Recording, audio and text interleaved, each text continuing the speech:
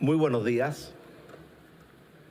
La pandemia del coronavirus no respeta ni reconoce ideologías, fronteras, grupos socioeconómicos ni muros.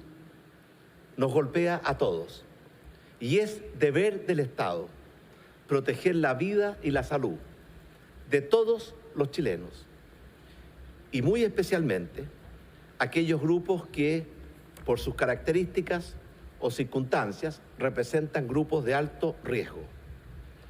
El peligro de contagio por coronavirus se multiplica cuando las personas que además de ser vulnerables se encuentran privadas de libertad dentro de recintos penitenciarios, porque las condiciones de estos recintos muchas veces dificultan o hacen imposible medidas sanitarias como el distanciamiento o aislamiento social, el lavado frecuente de manos y todas las otras recomendaciones sanitarias que ha impartido la autoridad. Por estas razones, nuestro gobierno, en conjunto con Gendarmería, a quienes reconozco y agradezco su valiosa y abnegada labor, hemos puesto en marcha un plan de prevención y cuidado para las personas privadas de libertad. Este plan, que ya está implementado, incluye un programa de vacunación contra la influenza que ya nos ha permitido vacunar a casi el 100% de la población penal en riesgo. Un programa de información y capacitación para prevenir el contagio de COVID-19 que se ha impartido tanto a las personas privadas de libertad como a los mismos gendarmes. Un programa de fortalecimiento de las comunicaciones de los reclusos con sus familiares, que siempre ha sido un elemento muy sensible. Un protocolo de control sanitario a todas las personas que ingresan o egresan de los recintos penales. Y un programa de fortalecimiento de la higiene y sanitización de los recintos penales, incluyendo la disposición de mascarillas, dispensadores de jabón, alcohol gel y otros elementos de sanidad. También el programa incluye la elaboración de protocolos de atención y derivación a centros de salud en casos de contagios comprobados o sospechas de contagio. Y finalmente el establecimiento de una red de plazas intrapenitenciarias para poder aislar a aquellas personas que estén contagiadas o que estén en peligro o sospecha de contagio. Y esto se ha materializado a través de 2.667 plazas de aislamiento a lo largo y ancho de nuestro país. Hoy vamos a tomar una medida adicional. Hoy vamos a promulgar una ley de indulto general conmutativo que permite, además de todas estas medidas que he anunciado, fortalecer la capacidad del Estado de Chile de proteger la salud y la vida de las personas privadas de libertad, de los gendarmes y también de sus familiares.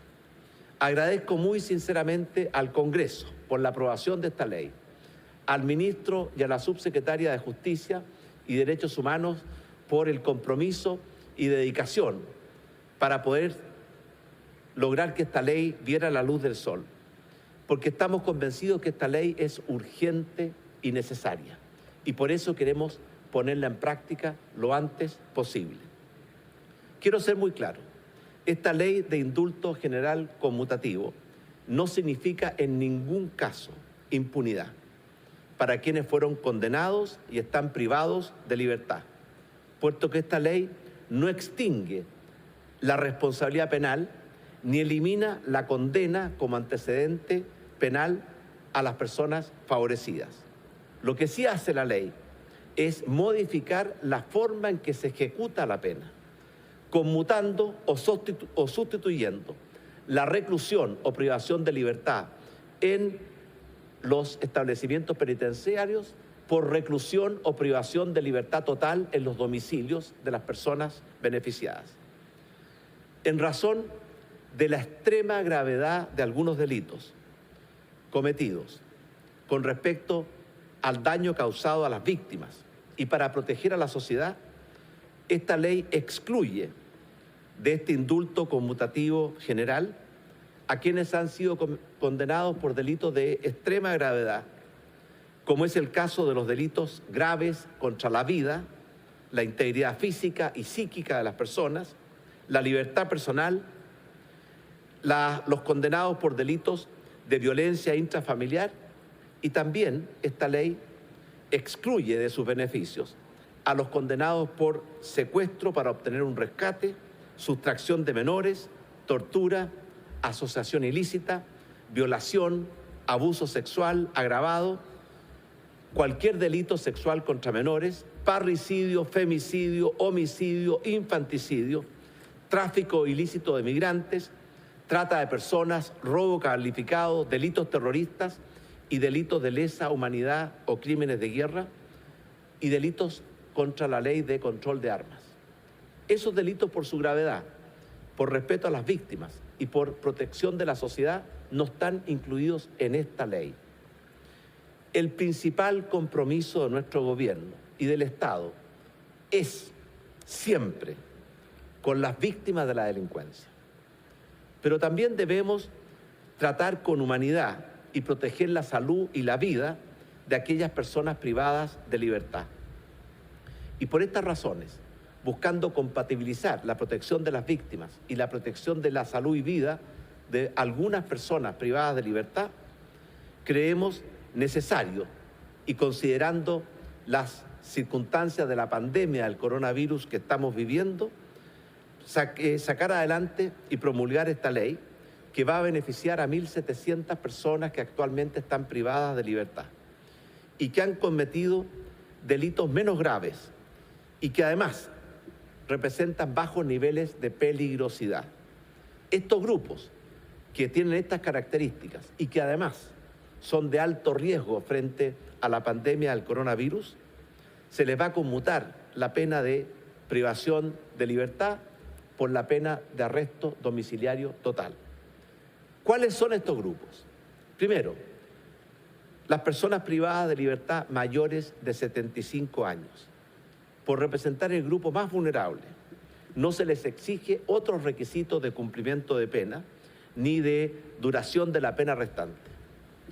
Adicionalmente, a los mayores de 75 años, esta ley también va a beneficiar a las mujeres entre 55 y 75 años y a los hombres entre 60 y 75 años, con la condición de que hayan cumplido la mitad de la condena y que les resten menos de 36 meses de cumplimiento de prisión por delante. La ley también beneficia a las mujeres embarazadas y a las madres de un hijo o hija menor de 2 años que residan en el recinto penal y que hayan cumplido 1/3 de la pena y tengan un saldo igual o inferior a 3 años de condena por delante.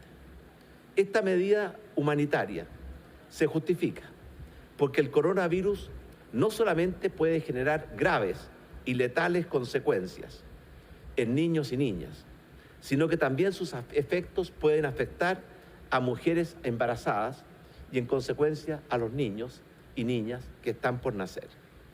Un cuarto grupo favorecido son aquellas personas que están cumpliendo reclusión nocturna y por tanto tienen la posibilidad de abandonar los penales durante el día y que hayan cumplido 1/3 de la pena y les resten 36 meses o menos de condena por delante. Un quinto grupo favorecido son los reclusos que tienen permiso de salida de los recintos penitenciarios, siempre que hayan cumplido la mitad de la pena y les resten 3 años o menos de condena. Las personas indultadas, y esto quiero que quede muy claro, que violen la reclusión domiciliaria que reemplaza a la pena de privación de libertad, deberán cumplir en la cárcel lo que les reste de la pena original. Y si una persona beneficiada comete otro delito, deberá cumplir en la cárcel no solamente el resto de la pena que tenía originalmente, sino que también la pena que le corresponda por el nuevo delito cometido. Esta ley es un acto de humanidad y busca proteger mejor la salud y la vida de los grupos más vulnerables que están privados de libertad. Pero también busca, al descongestionar las cárceles, proteger mejor la salud y la vida del resto de los reclusos y de los gendarmes que los custodian. Confiamos en que los beneficios de esta ley serán utilizados con prudencia y con responsabilidad y que van a contribuir al cuidado de la vida y la salud, pero también a la rehabilitación y reinserción social de los beneficiados. Quiero también recordar que el año 2018 nuestro gobierno envió al Congreso un proyecto de ley de conmutación humanitaria de penas para las personas privadas de libertad que sufran graves enfermedades terminales, que padezcan inhabilidades físicas o mentales totales y aquellos mayores de 75 años que hayan cumplido la mitad de su pena. Este proyecto tampoco representa impunidad, porque sustituye la pena de privación de libertad por la pena de arresto domiciliario total. Y busca, a diferencia del proyecto que hoy vamos a promulgar, que tiene una fundamentación en razones sanitarias, este proyecto que está en el Congreso, lo que busca es fundarse en razones humanitarias, que son asegurarle a todas las personas, el derecho a una muerte con dignidad. Yo creo que este derecho a una muerte con dignidad representa los mejores principios del humanismo, los mejores principios del cristianismo, y estoy seguro que es una ley que va a humanizar y va a proteger mejor el derecho a la muerte digna. Muchas gracias. Agradecemos las palabras. Ahí están las declaraciones del presidente Sebastián Piñera.